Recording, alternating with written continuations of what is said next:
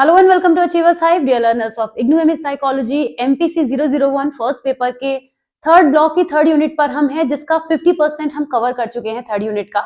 Last video में जब मैंने वीडियो बिगिन किया था तो आपसे कहा था कि मेरी पूरी कोशिश रहेगी कि मैं इस यूनिट को 2 पार्ट में कवर कर लूं, और ऐसा बहुत सक्सेसफुली हो भी गया। जो प्रीवियस वीडियो आप देख कर आए हैं उसमें आपने देखा था वो वीडियो बहुत ज्यादा लेंदी नहीं हुआ था, ऑल्दो मुझे लग रहा था कि वो 30 से बहुत ज्यादा आगे पहुंच जाएगा, पर ऐसा हुआ नहीं। हमने बहुत इजीली इसको कवर भी कर लिया, सारी इंपॉर्टेंट चीजें कवर कर ली थी। और आज जो इसका सेकंड पार्ट है उसमें हम मल्टीलिंगुअलिज्म को ही कंटिन्यू थोड़ा सा करते हुए, और एक इंपॉर्टेंट टॉपिक जो मैंने आपको बताया था single system hypothesis versus dual system hypothesis के साथ हम इस वीडियो को कंप्लीट करेंगे।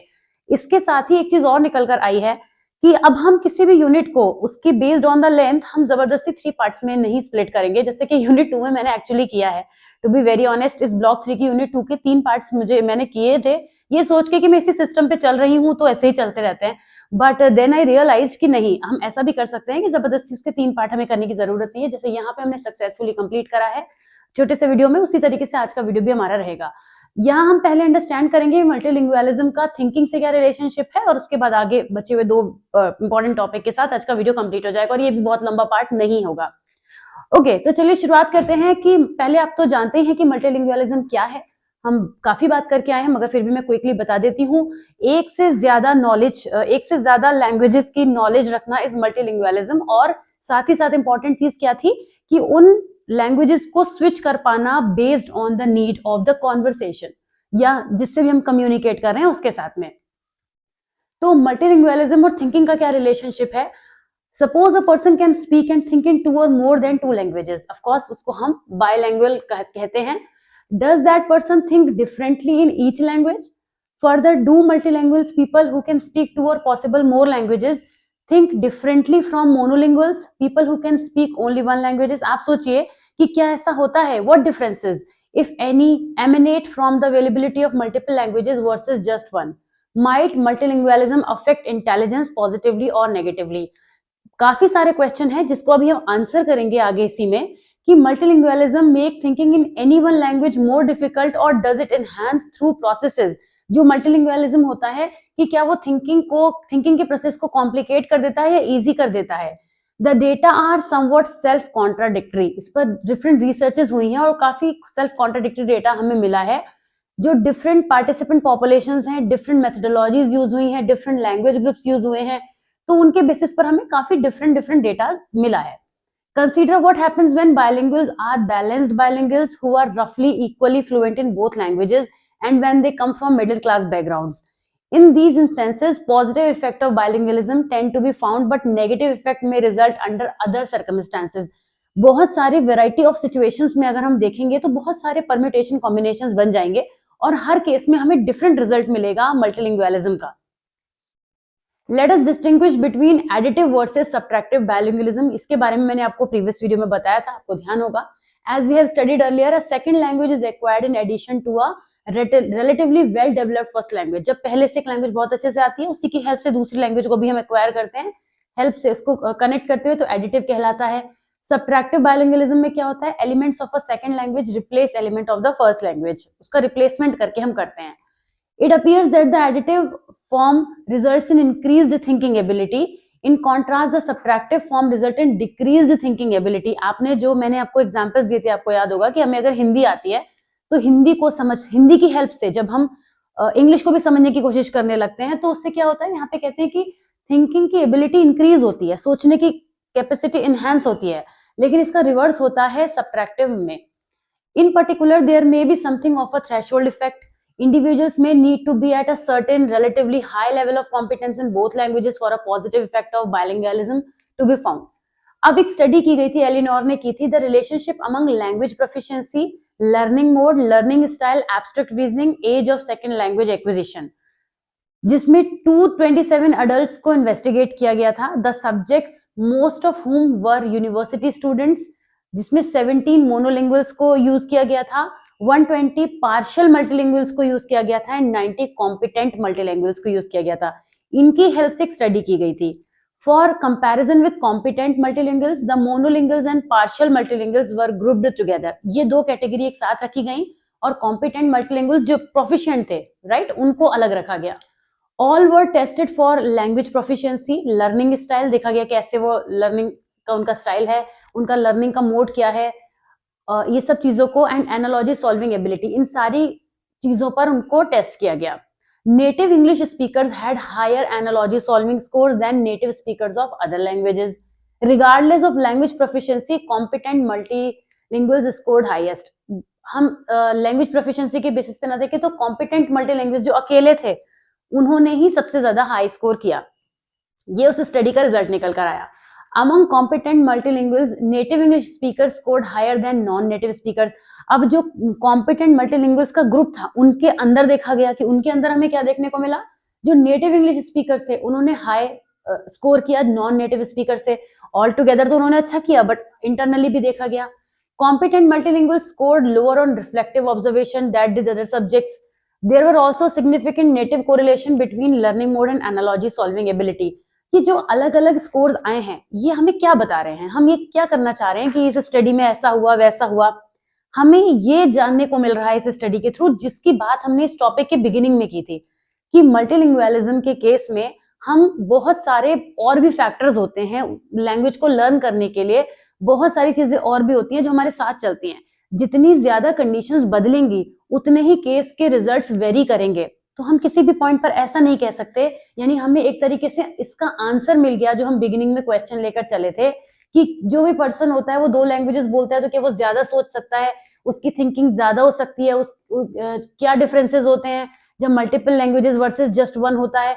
तो हमें इसका आंसर ये मिला है इन सारे क्वेश्चन का, जो कि हमारा हेडिंग भी ये था कि थिंकिंग से इसका रिलेशनशिप क्या है, कि ये डिपेंड करेगा कि हमारे पास केसेस कैसे कैसे हैं, हम किस चीज को असेस कर रहे हैं, क्या असेसमेंट हो रहा है, अंडर व्हाट सिनेरियो, राइट. तो जितने भी सिचुएशनल फैक्टर हैं वो भी अपना रोल प्ले करेंगे इस केस में. तो ये हमने अंडरस्टैंड किया और हम ये बोले कि नहीं, जो मल्टीलिंगुअलिज्म वाले केसेस हैं हमारे पास वो थिंकिंग पे बहुत हाई होते हैं, वो थिंकिंग डिफरेंटली कर सकते हैं, पर फिर डिपेंड करता है कि किस पर्सन पे हम कर रहे हैं. अच्छा, एक चीज और आती है, जो मल्टीलिंगुअलिज्म के केसेस होते हैं वो भी तो डिफरेंट हो सकते हैं, प्रोफिशिएंट हो सकते हैं, बहुत वीकर लेवल पे हो सकते हैं, काम चलाऊ वाले जिन्हें हम कहते हैं ना. तो उस केस में चीजें वेरी कर जाएंगी, even though both the cases are of multilingualism, पर फिर भी केसेस वेरी कर जाएंगे, आंसर्स वेरी कर जाएंगे. तो no significant differences are found in learning style and no significant interaction effect between language proficiency, learning mode और स्टाइल ऑन ये जो भी है. However, early second language learners were more likely to be competent multilinguals. ये जरूर notice किया गया कि जिन्होंने जल्दी सीखा, मतलब जो, क्योंकि देखिए सीखने का क्या होता है, बच्चा जितनी बिगिनिंग में अच्छे से चीजें सीख जाता है उतना बाद में नहीं सीख पाता. हम भी नहीं सीख सकते. जो चीजों को हम बचपन में अपनी एज के हिसाब से सीखते हुए आते हैं उनकी प्रोफिशिएंसी अलग होती है. तो जिसने जितना अर्ली लैंग्वेज को एक्वायर किया उतना ही फास्ट उसका हमें उतना ही अच्छा रिस्पॉन्स हमें बाद में देखने को मिला. चाहे भले ही यूनिवर्सिटी लेवल पर हमने आके इस एक्सपेरिमेंट को किया था, अडल्ट्स लिए थे, लेकिन उनकी लर्निंग क्योंकि बहुत अच्छी हुई थी मल्टीलिंगुअलिज्म में in the beginning days of their life, इसी वजह से हमें यहाँ पे इफेक्ट देखने को मिला, जो कि हम लास्ट लाइन में पढ़ सकते हैं. कुछ और बेनिफिट्स भी हैं. The advantage that multilinguals exhibit over monolinguals are not restricted to linguistic knowledge only but extend outside the area of language. इस बात से हमें एक चीज तो समझ में आती है कि कहीं ना कहीं मल्टीलिंगुअल्स जो होते हैं वो मोनोलिंगुअल्स से बेटर परफॉर्म करते हैं. अगर ओवरऑल बात करें, फिर वो हमने ये जो कहा कि अलग अलग केसेस हो सकते हैं, ऑफ कोर्स एक्सेप्शंस भी होंगे और वैरायटी ऑफ हमारे पास केसेस भी होंगे, बट इन जनरल ओवरऑल जो हम बात कर रहे हैं हम ये कह रहे हैं. तो क्या क्या हमें देखने को मिलता है इसकी बात करेंगे. Have a keener awareness and sharper perception of language, ये चीज उनके अंदर देखने को मिलती है. तो ये क्या हो गई, जो मल्टीलिंगुअल्स होते हैं उनकी कैरेक्टरिस्टिक्स हो गई है ना. तो यहां से हम इनकी मल्टीलिंगुअल्स की कैरेक्टरिस्टिक्स भी इसको कह सकते हैं.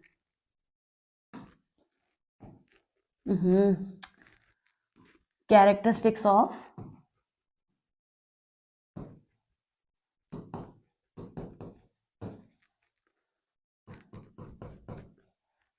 मल्टीलिंगुअल्स.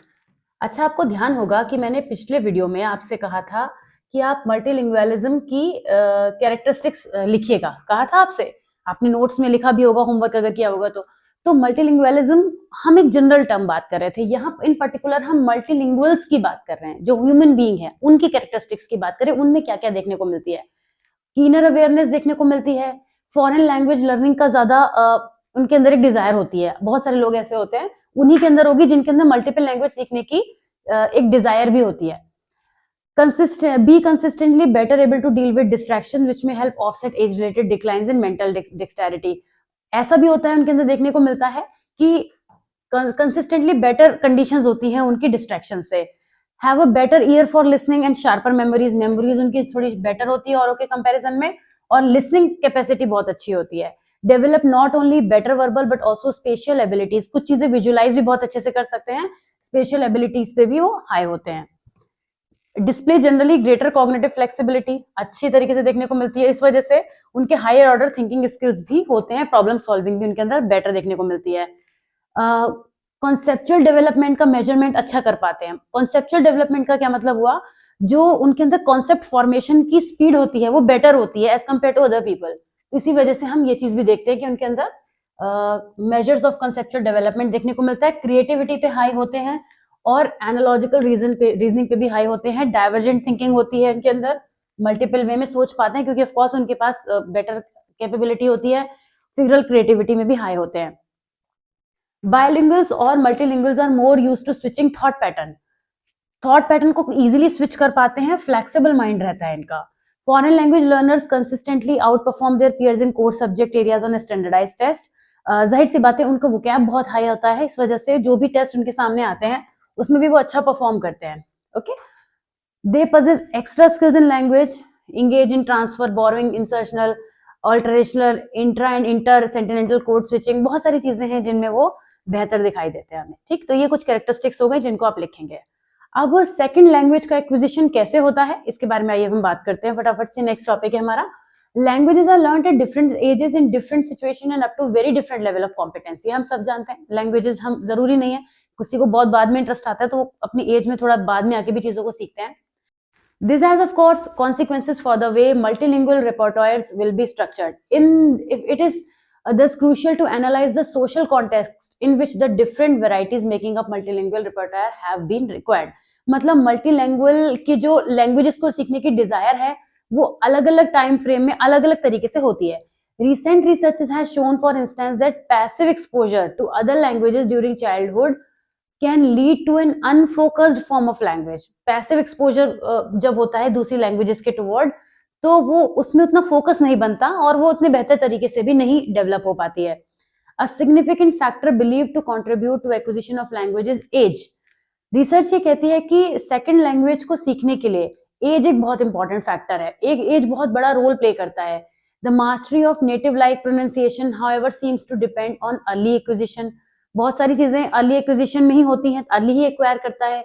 इन any case there do not appear to be critical periods for second language acquisition. The possible exception is the acquisition of native accent. जो हम नेटिव लैंग्वेज सीखते हैं, इसको मदर टंग भी बोलते हैं, वो हम अर्ली एज में सीखते हैं. और सेकंड लैंग्वेज के लिए वैसे तो कोई बार नहीं है, बाद में भी सीख सकता है, लेकिन जितना अर्ली कोई सीख सकता है वो उसके लिए उतना बेटर होता है. क्योंकि adults may appear to have a harder time learning second languages because they can retain their native language as their dominant language. अब हम कोई लैंग्वेज सीखना शुरू करेंगे तो हमारे लिए जो हमारी प्राइमरी लैंग्वेज है वही डोमिनेंट रहेगी. सेकंड पर उतना हम उसको उतना इंपॉर्टेंस नहीं देंगे, भले ही हम उसको सीखना भी चाहते हैं, मगर वो कहीं ना कहीं हमारे लिए सेकेंडरी वाला पार्ट प्ले करेगी. Young children, in contrast, who typically need to attend school in the new language may have to switch dominant language. जब बच्चे स्कूल जाते हैं वैसे वो अपने घर से मदर टंग सीख के जाते हैं, बट वो फिर भी दूसरी लैंग्वेज में प्रोफिशिएंट होते चले जाते हैं क्योंकि वो एज की वजह से होता है. Okay, it is assumed that learning language is a series of cognitive procedures by which the learner progressively construct the grammar of new language, जिसको हम एलईडी के नाम से आपने पढ़ा है, लैंग्वेज एक्विजिशन डिवाइस. मतलब हमारा माइंड डिवाइस नहीं होती है, कोई अलग से कनेक्ट नहीं की जाती है. लैंग्वेज एक्विजिशन डिवाइस हमारे माइंड की प्रोसेसिंग को ही कहते हैं. मतलब हमारे माइंड में एक ऐसी कैपेसिटी होती है जिसकी हेल्प से हम किसी भी लैंग्वेज को एक्वायर कर पाते हैं. तो वही है लैंग्वेज को एक्वायर करने की जो हमारी कैपेसिटी है, उसी को डिवाइस का नाम दिया गया है. ओके, इसको हम लैंग्वेज एक्विजिशन सपोर्ट सिस्टम भी कहते हैं. Research on second language acquisition has shown the importance of a set of interactive procedure. कैसा इंटरेक्शन हम लोगों के साथ में कर रहे हैं उससे भी सेकंड लैंग्वेज डेवलप होती है. बहुत सारे स्टूडेंट्स को मैंने देखा है जो किसी एक लैंग्वेज में, जैसे अगर इंग्लिश की बात करें, if they are not very good at English, तो they make it possible to have more conversation with their friends. ज्यादा से ज्यादा बातचीत करना उस टॉपिक, किसी भी टॉपिक पर, जिससे कि उस लैंग्वेज में प्रोफिशिएंसी डेवलप होने लग जाए.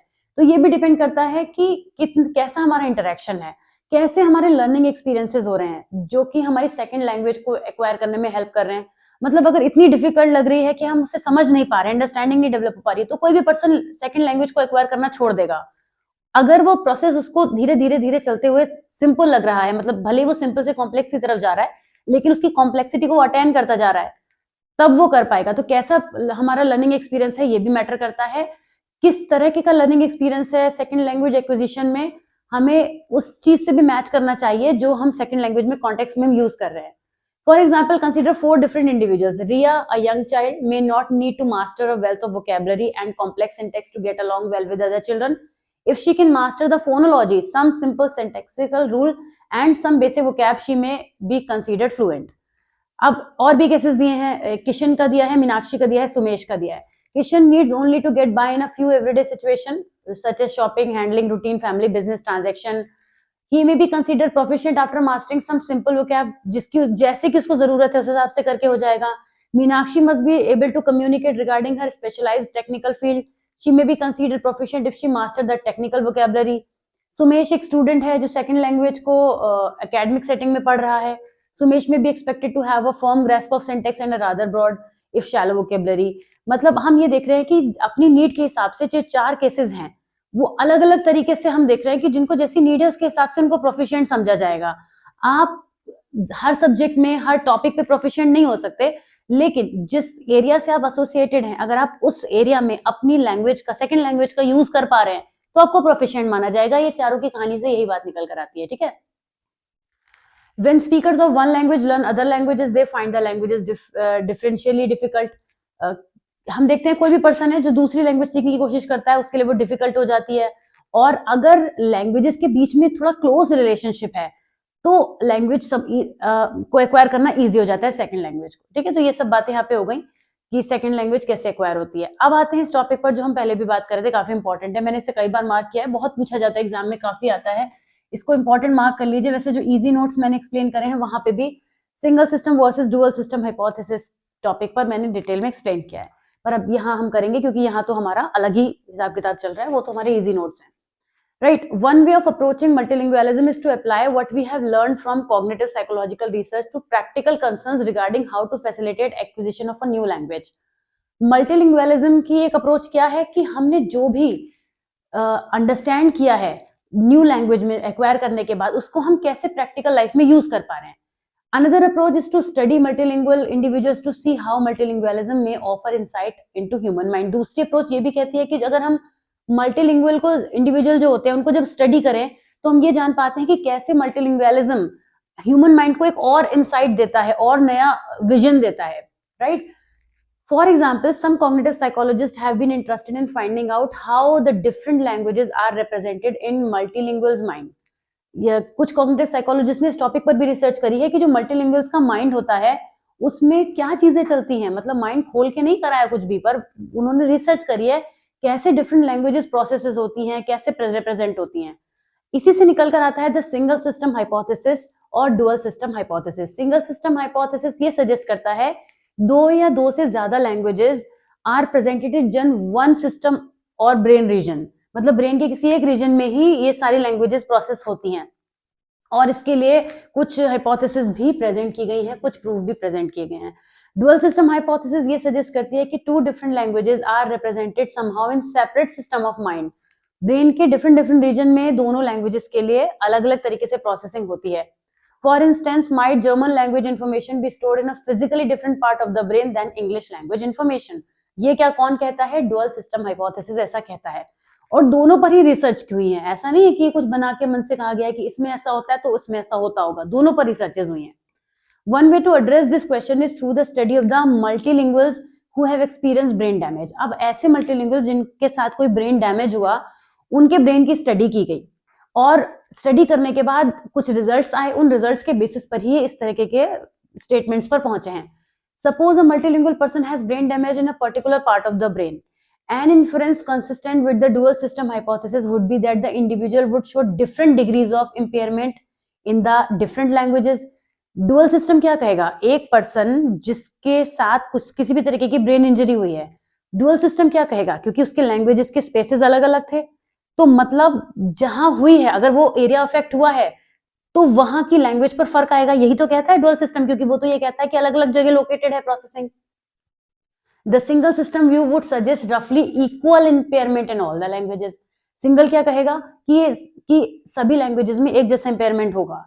The logic of this kind of investigation is compelling but the results were not. When recovery of language after trauma is studied, sometimes the first language recovers first, sometimes the second later acquired language recovers first. लेकिन जब इसकी इस तरीके की study की गई, जब उस पर्सन की रिकवरी हुई और उसके बाद देखा गया, तो ऐसा देखा गया कुछ केसेस मिले जिसमें वो पर्सन भूल गया लैंग्वेज को, या फिर ये भी देखा गया कि जो पर्सन था वो इक्वली दोनों में हमें देखने को मिला, या फिर सेकंड लैंग्वेज पहले आ गई, मतलब डिफरेंट डिफरेंट केसेस हुए। And sometime recovery is about equal for all the languages. ठीक है, अलग अलग हमें केसेस मिले। In a related situation, an early bilingual aphasic was trained in his native language but was given no training in his second language. The researcher found significant recovery for the first language but no change in the individual's ability to use the second language. अलग अलग तरीके की cases हमें मिले जब हम इस तरीके के सिचुएशन में हम रिसर्च करी गई, मतलब हमने ऑफ कोर्स नहीं करी, यहाँ पे हम का मतलब हो जाता है ऑटोमेटिकली हम साइंटिस्ट की बात कर रहे हैं। The conclusion that can be drawn from all this research are equivocal. Nevertheless, the results seem to suggest at least some duality of structure, right? A different method of study has led to an alternative perspective on multilingualism. अब इस study से हमें एक alternative perspective भी तो मिला multilingualism का, कि क्या ऐसा हो सकता है। Two investigators mapped the region of cerebral cortex relevant to language use in two of their bilingual patients being treated for epilepsy. Mild electrical stimulation was applied to the cortex. एक हर patient के cortex पर mild stimulation provide कराया गया, electrical stimulation. Electrical stimulation tend to inhibit activity where it is applied. It leads to a reduced activity to name the objects for which the memories are stored at the locating being stimulated. मैं ये क्या कहना चाह रही हूँ, basically तो मैंने reading ही कर दी है, मैं आपको एक्सप्लेन भी कर देती हूँ। यहाँ पे कहा जा रहा है कि कुछ पेशेंट्स के साथ में जब स्टडी की गई उनके ब्रेन की, और उसमें किया क्या गया, इलेक्ट्रिकल स्टिमुलेशन दिया गया हर पेशेंट के कॉर्टेक्स पर, सेरेब्रल कॉर्टेक्स पर। तो वहां पर ये देखा गया कि डिफरेंट केसेस निकल कर आए जहां पे जो भी वर्ड्स को सेव किया गया था मेमोरीज में, उसमें चेंजेस देखने को मिले। The results for both patients were the same. पर कुछ पेशेंट्स के केसेस में, 2 पेशेंट जहां पे लिए गए थे एज अ सैंपल, वहां पर सिमिलर केसेस भी देखने को मिले।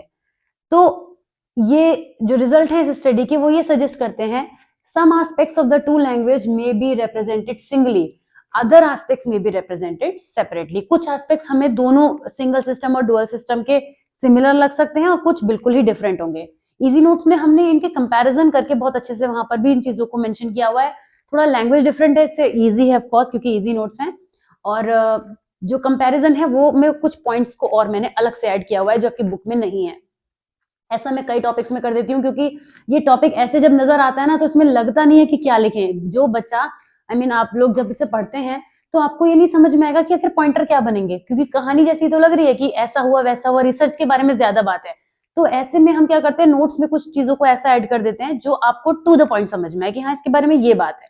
तो वही सब हमने इजी नोट्स में किया हुआ है। खैर आप लोग ने पढ़ा ही होगा या अभी नहीं भी पढ़ा होगा, मे बी आप लोग जैसे भी करोगे। आ जाते हैं न्यूरल मैकेनिज्म ऑफ मल्टीलिंगुअल्स। ये लास्ट टॉपिक है आज का, इसी के साथ हमारा ये वीडियो भी कवर होगा और साथ में यूनिट 3 भी खत्म हो जाएगी।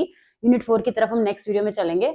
The question whether we may speak of one and or several separated systems can not be fully answered alone by the experimental studies discussed above. जो भी हमने करी है, न्यूरोसाइंस में ऑफर एडिशनल इनसाइट्स। न्यूरोसाइंस की हेल्प से, मतलब जिसको हम बोलते हैं functional magnetic resonance imaging fMRI, जो कि ब्रेन के लिए की जाती है, उसकी हेल्प से हमें बहुत सारे फैक्टर्स, बहुत सारे रीजंस का पता चलता है। एफएमआरआई एक बहुत कॉमन टेक्निक है जो साइंटिस्ट यूज करते हैं साइकोलॉजी में। बेसिकली साइकोलॉजी की तो कोई टर्म नहीं है, तो ये बायोलॉजिकल ही इसको देखा जाए तो मेडिकल की टर्म है, पर इसे यूज किया जाता है डिफरेंट एस्पेक्ट्स के बारे में जानने के लिए in the field of psychology as well. क्योंकि जो ब्रेन है वो वैसे तो एक बायोलॉजिकल एंटिटी है, बट उसको हम साइकोलॉजी से भी तो जोड़ते हैं माइंड के साथ, इसी वजह से।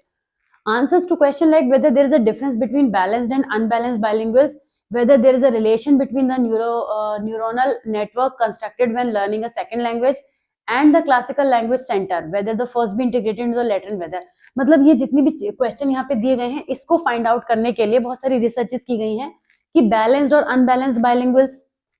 बैलेंस्ड अनबैलेंस्ड कौन है, जिसकी दोनों लैंग्वेज के बीच में एक बैलेंस है और जिनका जो दोनों लैंग्वेज को कहीं ना कहीं बस एक दूसरे एडजस्ट करा रहे हैं काम चलाने के लिए, वो बैलेंस्ड और अनबैलेंस्ड हो गए। उनके बीच में क्या डिफरेंसेस हैं, और न्यूरोनल नेटवर्क कैसे वर्क कर रहा है, क्या रिलेशनशिप है, कि जब हम सेकंड लैंग्वेज लर्न करते हैं तो कैसे वर्क होता है, ये सब कुछ जानने के लिए बहुत सारी रिसर्चेस की गई।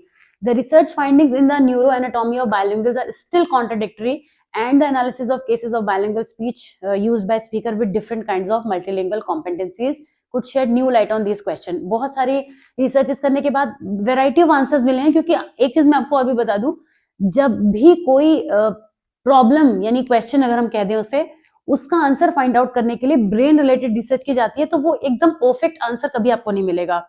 यही वजह है कि जितने डिसऑर्डर्स हैं आज तक उन सब के जो कॉजेज हैं वो अननोन हैं। बहुत सारे कॉजेज बताए जाते हैं कि ये पॉसिबिलिटी है इस कॉजेज के होने की, बट कंफर्म नहीं कहा जाता। क्लिनिकल साइकोलॉजी में आप पढ़ते हैं तो आप देखेंगे, अभी तो खैर आपने नहीं पढ़ा होगा, आगे चलेंगे पढ़ेंगे तो आप देखेंगे इतनी सारी डिसऑर्डर्स होते हैं, लास्ट में उनके बारे में जब कॉजेज की बात आती है तो स्टूडेंट्स बड़े खुश हो जाते हैं, क्योंकि वो आंसर्स में क्या लेके आते हैं कि the cause is unknown, could be due to the brain injury, could be due to the brain dysfunctioning. तो ब्रेन की वजह से जब भी किसी आंसर को फाइंड आउट करने की कोशिश की जाती है, उस रिसर्च की जाती है, तो प्रॉपर आंसर पे हम नहीं आ सकते। तो ये जो हमारा टॉपिक था ना यहाँ पे कि क्या न्यूरल मैकेनिज्म है, ये एक डाइसी जैसा स्टेटमेंट बना रहेगा। आप यहाँ पे क्लैरिटी से कुछ भी नहीं लिख पाएंगे।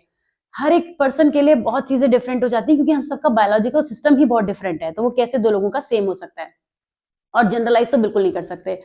Early bilinguals seem to build up a network in sufficiency adaptable to allow the integration of, ये बात कितनी बार हमने अब तक कर ली है कि जो अर्ली बायलिंगुअल्स होते हैं, मतलब जो अपनी लाइफ में अर्ली स्टेज में दूसरी लैंग्वेज को सीख जाते हैं, उनके अंदर हम ज्यादा कैपेसिटी देखते हैं। लेट बायलिंगुअल्स होते हैं, उनको new neural areas they establish have to establish new neural areas to guarantee development of their late acquired languages. मतलब जो लेट सीखते हैं उनका उतनी प्रोसेसिंग अच्छी नहीं होती है, जिस वजह से उनका लेट एक्वायर होता है। तो ये सब जो भी हम टॉप चीजें देख रहे हैं वो अल्टीमेटली यही देख रहे हैं कि किस तरीके से मल्टीलिंगुअल्स जो हैं, या बायलिंगुअल्स भी जिन्हें कहा जाता है, बायलिंगुअल्स तब कहा जाता है क्योंकि मेजॉरिटी में हम दो लैंग्वेजेस ही देखते हैं, उसके बाद तो कम ही होते चले जाते हैं। इस तरीके से वो किस तरीके से कम्युनिकेशन में, इंटरकल्चरल कम्युनिकेशन में अपना कॉन्ट्रीब्यूट करते हैं। तो समराइज करने के लिए आप ये सब चीजें पढ़ सकते हैं, यूनिट एंड क्वेश्चंस को कर सकते हैं, लेकिन यहाँ से मैं आपको ये जरूर कहूंगी कि single system hypothesis versus dual system hypothesis important topic है, इसको आप प्रिपेयर करिए। ये कभी कभी 3 मार्कर में भी पूछ लिया जाता है, तब बहुत ही छोटा लिखना होता है आपको। और उसके अलावा एक मल्टीलिंगुअलिज्म नहीं कहूंगी, उसकी तो कैरेक्टरिस्टिक्स मैंने आपको पहले ही कह दी थी। मल्टीलिंगुअल्स की, जो लोग मल्टीलिंगुअलिज्म को फॉलो करते हैं वो मल्टीलिंगुअल्स कहलाते हैं। उनके अंदर जो कैरेक्टरिस्टिक्स है सिंपल सी थी, 10-11 के करीब थी, उनको आप लिख लीजिएगा। और इसी के साथ ये यूनिट 3 हमारी ओवर हो गई है। यूनिट 4 की तरफ हम आएंगे।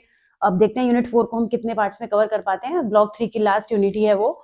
तो मैं मिलती हूँ आपसे नेक्स्ट वीडियो में। कैसा लगा ये वीडियो जरूर बताइएगा। चैनल को अगर सब्सक्राइब नहीं किया तो कर लीजिएगा, वीडियो को लाइक जरूर कर दीजिएगा। ओके, मिलती हूँ आपसे नेक्स्ट वीडियो में। Till then take care of yourself, bye bye.